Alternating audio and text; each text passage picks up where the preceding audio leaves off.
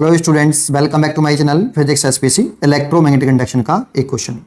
A conducting circular loop of area 1 metre square is placed perpendicular to magnetic field which varies as B equal sin 100t tesla. If the resistance of the loop is 100 ohm then the average thermal energy dissipated in the loop in 1 period is joule. ठीक है, देखो सबसे पहले हम ये एक figure बना लेते हैं, एक कंडक्टिंग लूप बना लेते हैं। इस कंडक्टिंग लूप का जो एरिया है वो हमें दे रखा है 1 मीटर स्क्वायर। ठीक है, और जो मैग्नेटिक फील्ड है वो इसके प्लेन के परपेंडिकुलर है, तो मैंने ऐसे मान ली सर्कुलर लूप की कंडक्टिंग प्लेन के परपेंडिकुलर है। और बी की वैल्यू दे रखी है हमें कितनी, sin 100t। तो इस लूप से लिंक करने वाला मैग्नेटिक फ्लक्स निकालें तो फाई बराबर बी ए कॉस 0 डिग्री, क्योंकि ये कंडक्टिंग लूप 2 डायमेंशनल बॉडी है।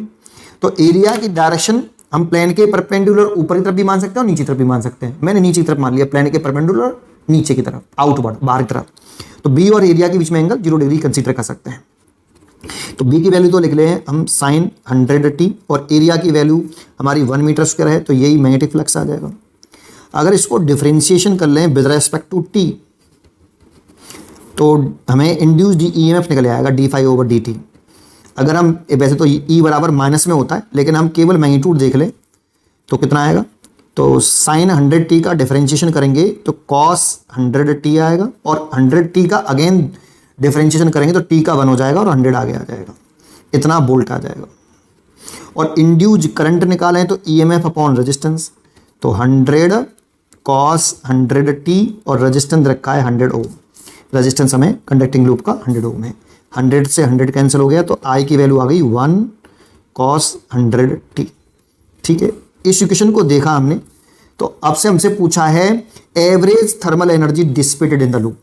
तो एवरेज पूछा, तो एवरेज थर्मल एनर्जी अगर लिखें H तो ये होगी IRMS का स्क्वायर R, और कंप्लीट 1 पीरियड में पूछा इसलिए T। अब ये बच्चों को थोड़ा समझ में नहीं आया कि ये एवरेज वैल्यू कैसे। ठीक है, ये एवरेज वैल्यू है। थोड़ा सा इसी पे चर्चा करते हैं पहले, फिर वापस इस पे आते हैं। ठीक है, तो एक बार बताइए पहले, अगर मैं यहाँ से पावर निकालता तो I² इंटू R होता, क्योंकि I टाइम डिपेंडेंट है तो पावर भी टाइम डिपेंडेंट हो गई। और जब कोई क्वांटिटी टाइम डिपेंडेंट होती है तो उसकी एवरेज वैल्यू कैसे निकालते हैं। अगर एवरेज वैल्यू निकाल लें, P बार से लिख दो, ये एवरेज वैल्यू का सिंबल होता है, equal to integration P/dt over integration dt। ये तो बच्चे कहते हैं सर ऐसे तो हम हीट एनर्जी का फॉर्मूला लिख लें और उसकी एवरेज वैल्यू निकाल लें। तो अगर हम H को डायरेक्ट नहीं कर सकते बेटा, डायरेक्ट नहीं कर पाएंगे H की एवरेज वैल्यू कि integration I² dt over integration dt, ये एवरेज वैल्यू ऐसे लिख रहे हो तो ये गलत है, क्योंकि इसकी यूनिट चेक करो आप। देखो इसकी यूनिट होती है जूल पर सेकेंड, वाट, क्योंकि ये पावर है। और इसकी टाइम तो सेकंड से सेकंड कट गया तो जूल बची इसकी, और नीचे टाइम है तो जूल पर सेकंड निकलेगा ये। तो ये एनर्जी नहीं आ रही, जबकि यहाँ पे देखो टाइम से टाइम कट गया तो ये पावर बची। बचेगा तो सर टी से टी कट गया तो पावर बच रही है। अगर dt से dt काट दोगे आप तो फिर आपका ये पावर बच रही है। इसीलिए ये जूल पर सेकंड नहीं पूछा हमसे, जूल में पूछा है, इसलिए ऐसे तो होगा नहीं। तो फिर ऐसे करें, और ऐसे करें तो P की वैल्यू पुट करें तो इंटीग्रेशन I² R dt और इंटीग्रेशन dt ऐसे। तो देखो इसको कंप्लीट टाइम पीरियड में कर रहे हो तो इसकी जगह पे तो T लिख सकते हैं, P एवरेज, हाँ इसकी जगह पे T लिख सकते हैं। अच्छा, अब छोटी सी बात बताओ, IRMS का स्क्वायर इक्वल टू क्या होता है, I के मीन स्क्वायर, करंट का स्क्वायर, उसकी मीन वैल्यू का अंडर रूट।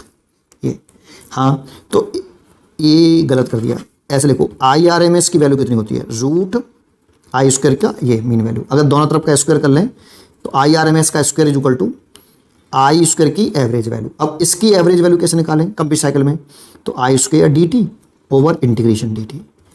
तो देखो इसको हम क्या लिख सकते हैं, कंप्लीट साइकिल में लिखेंगे तो इसका dt का इंटीग्रेशन करेंगे तो t आएगा, और इस t का मल्टीप्लाई इसमें कर लें तो IRMS का square into t is equal to integration I² dt।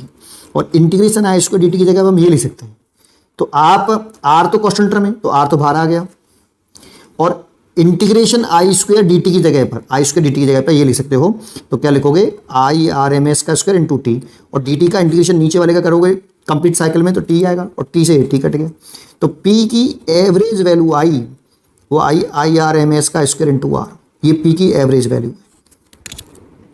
और अगर ये पी की एवरेज वैल्यू है तो हीट एनर्जी की एवरेज वैल्यू निकालनी है, तो पावर की average value multiplied by capital T.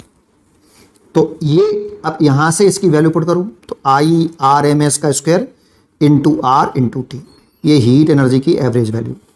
और आपको जान के हैरानी होगी कि जो हीट एनर्जी की जो टोटल हीट एनर्जी निकालोगे ना वन टाइम पीरियड में, integration I square R T D T 0 to T, ये वाली वैल्यू और ये वाली वैल्यू बिल्कुल सेम ही आएंगी, लेकिन इंटीग्रेशन करने से कोई फायदा नहीं है, आप सिंपल इससे कर सकते हो।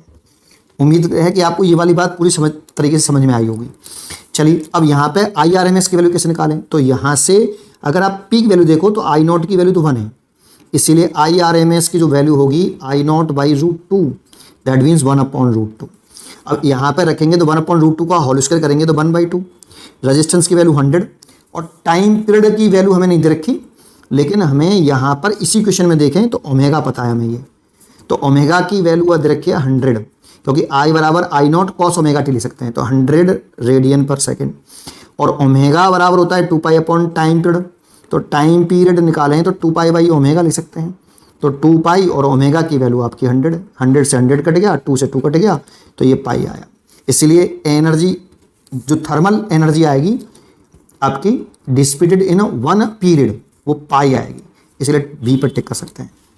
पढ़ते रहिए और खुश रहिए।